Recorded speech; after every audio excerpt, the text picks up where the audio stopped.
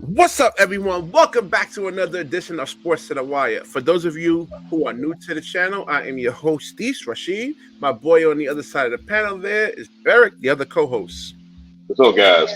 Always a pleasure Right. to be with you guys. All right, let's get right into it. The NBA playing tournament. Is it good for the NBA? We have a spectacular matchup tomorrow, as a matter of fact, between the Los Angeles Lakers and the Golden State Warriors. Could be a game for the for the ages there, and I hear a lot of chatter about it. Is who's going to win? Who's the MVP here? And Barry, take us off about this playing tournament, man.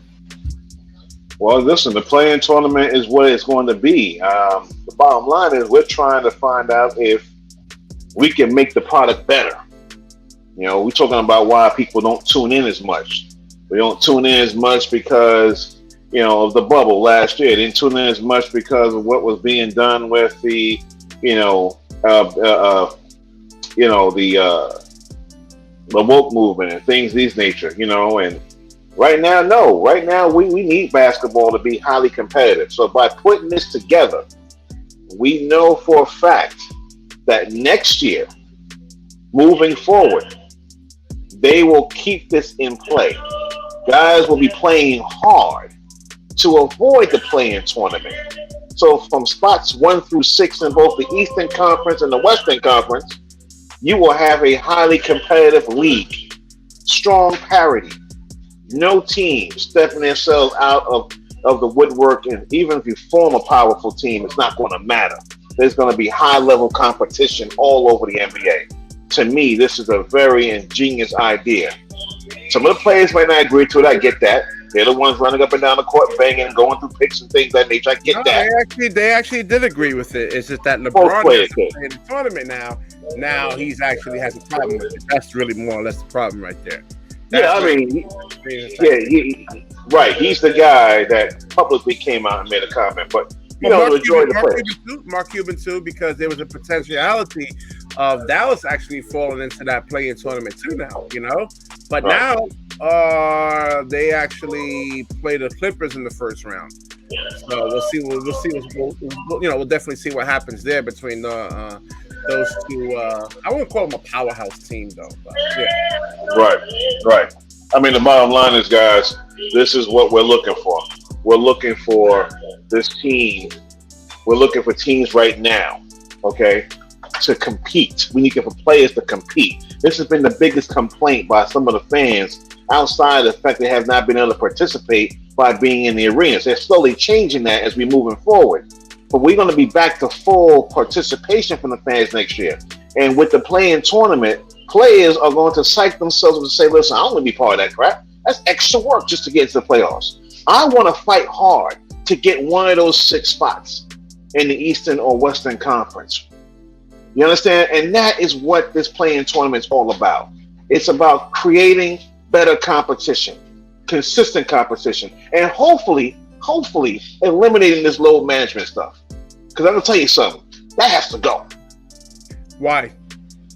Because I'm a fan. And if I want to go see a particular player, my favorite player, whoever that is, I don't want to go into really hopefully, well, maybe he's going to be there, maybe he's going to play, maybe he won't play. That's not how the players back in the day did it. That's not like how Larry. No, I gotta disagree with you for a second, man. Now, if your favorite player actually gets hurt because of not load managing, then when the playoffs actually really matters, then you're gonna say, "Oh man, come on, man, really? That's how people are gonna think, really? Man. You know what I'm saying? That's how people. Injuries are part of sports, brother. Injuries part of sports. Come on. I get it. You gotta listen. You gotta understand something over here. With the fact that you cannot hand check, you have to use mostly a lot of your lower extremities to try to keep up with these players. Now you actually seen Derrick Rose in his heydays, in a sense, though. When he was like super explosive. Imagine not being able to put a forearm on this dude. You got to use. So yeah, these guys are much more skilled, much more explosive. I've never seen. Sometimes you gotta see something in person to actually truly comprehend what it really is. Oh, sure. Derrick Rose, when that dude he's a blur. He was the MVP of the league, brother. Yeah. But you understand how explosive he was. You know what I'm saying? You got to try to move your feet to try to stay with this guy.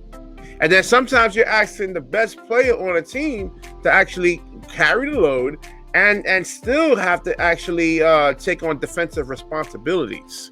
So let me ask you a question. How many times during the game, for an average time during the game, if you're playing man-to-man defense? That's what you're saying. Everything you just spruced out, all that stuff you just spruced out, is all man-to-man defense. But most of the time you're playing zone anyway. It's harder today because of the explosive nature of these players today, man. Look at Steve Kerr. Steve Kerr actually said he couldn't play in today's NBA. It's just that the players are just that much more athletic. They're much stronger. Okay, yeah, they're much stronger. And listen, change is what it is. Change is part of life, brother. Yeah. But the bottom line is the same people that said we can't hand check no more because we need to see more points scored are the same people that are coming up with the idea that say, well, if we can't go back to hand checking, then let's try to find another way that we can create and put a better product on the floor where every night there's high competitive attitude, high competitive nature, high competitive performances on the floor. And you have your marketable players there. That's what we're talking about. And if this is going to help the players focus next year with full participation from the fans in all arenas, then this is what you're looking for. Yeah, better your product. They also actually make some extra money, man. Let's not kid ourselves, Barry. Right? Hey, listen. Hey, it is what it is, but the fan knows that. Fan knows that. They just want to see a better. They want to see better performance, bro. Let's get into this Lakers and Golden State. Lakers and Golden State. What do you actually think happens there? Who wins that? You better not let Steph drop 45 points. You better not let Steph drop 45 points, because Steph dropping 45 points is enough for Golden State. Okay? If LeBron's on his game and AD's on his game, they're getting bumped. You hear me? They're going to lose that game tomorrow night. You better handle Steph. The Lakers actually, now let me look at the rules over here. The Lakers actually lose that game tomorrow. Are they bumped from the playoffs? I understand they only got to win 1 out of 2. No, they have to. If the way it works out, the 7 to 8 seed teams, which will be Golden State and Los Angeles Lakers. Lakers are the 7th, Golden State are the 8th. What happens is the winner of that game automatically becomes the 7th seed. The loser then plays the winner of the 9th, 10th seed. Okay. And that game is decided who gets the 8th seed.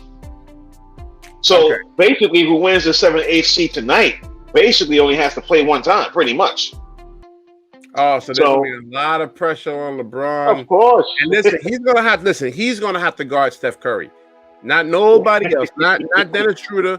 He's the one that's gonna actually have to take the defensive responsibilities on guarding.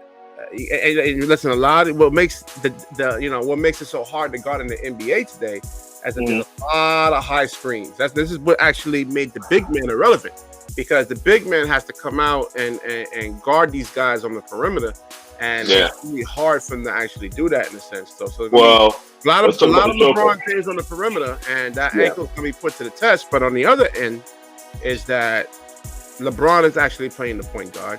Steph is actually playing the point guard. And as soon as LeBron actually brings that ball to that 3-point line and starts going downhill, there has to be immediate help right there, because we understand that Steph Curry cannot check LeBron James in any other way. I think Golden State missing rookie Wiseman, who basically has developed very fast in regards to his defensive play and being able to recognize what play or what person he's supposed to pick up, and obviously his rebounding was starting to get better until he got injured. So right now, they have a good nucleus, but it really falls around Steph. Steph has been dropping 30 to 40 points practically every night. And I think the Lakers are fully aware of what Steph can do. Steph can shoot the ball from any place on the floor. That means the court is going to be spread out. That means there will be open men on the wing, both on the weak side and the strong side. Yeah, that's what I'm saying. What I feel like is that LeBron actually has to play a lot of perimeter. There's going to be a lot of high screens coming from the bigs. So defensive communication is really important from the Lakers' perspective. And I know the Lakers defensively is great. They're a really good defensive team. But Barrick, what actually beats good defense on offense? Good shooting, baby. Well, not that. Well, excellent ball movement. And I mean that helps too. Don't get me wrong. But East-West basketball, moving that ball from side to side, that ball actually moves faster than what a person can actually move to, and them defensive legs will get tired eventually. So you're talking about a coach in Steve Kerr that actually played against LeBron. He understands his strengths, his weaknesses, and expect LeBron to probably get blitzed as soon as he actually brings the ball up half court. I mean, really to the half court line. And let's see if Anthony Davis' playmaking skills are definitely up in play there, man. Can he actually, play make and make his other teams better, make the extra pass. So we'll see what happens there. Steph Curry reminds me of two players that were very, very consistent throughout the game and did a great job of tiring out the defense. Reggie Miller and Richard Hamilton. Why do I compare Steph Curry to those two players? Because they'll run around tricks and screens all night long, nonstop, and they will get availability to shoot the basketball and will hit a large majority of those jump shots. You will have to find a way to make sure you keep Steph away from that basketball. That is the way you defend him. Yeah, you know what? I'm thinking you got Draymond Green, and he may be able to get into Anthony Davis. I'm going over the roster now. Yeah. Draymond Green is still there. Kayvon Looney is for a big, he's excellent moving his feet laterally because he's only 222 pounds, so he's not really like a big. They're gonna. Like slow-footed, slow plotted sense. It's not like you're getting Brooke Lopez switched on to you or something like that, man. So Wiseman is hurt, and you got Andrew Wiggins, who's a wild card, man. I mean, I don't know. I mean, how do you actually prep for this dude over here, man? That's the main thing. I don't know. He's a wing player. He's a wingman, and he may have a little extra motivation in him, man, a little extra juice. Well, you're going to have to. This is the postseason now, and there's no need to get super hyped on top of what you already have already. If you don't take care of business tonight, it gets a little harder. So the bottom line is you want to win this game tonight, lock in the 7th seed, which means you're probably going to play Utah in the first round.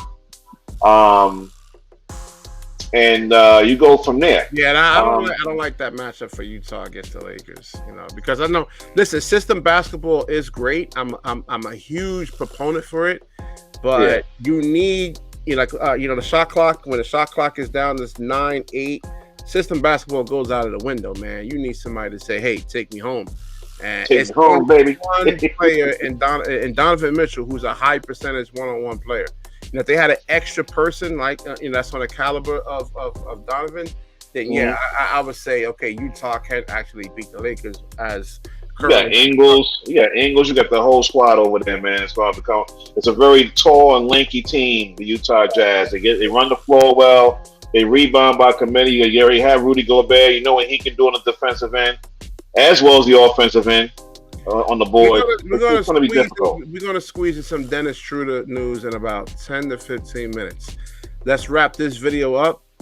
If you like the video, please like, comment, subscribe. Certainly share this video. When you share, the universe certainly shares back with you.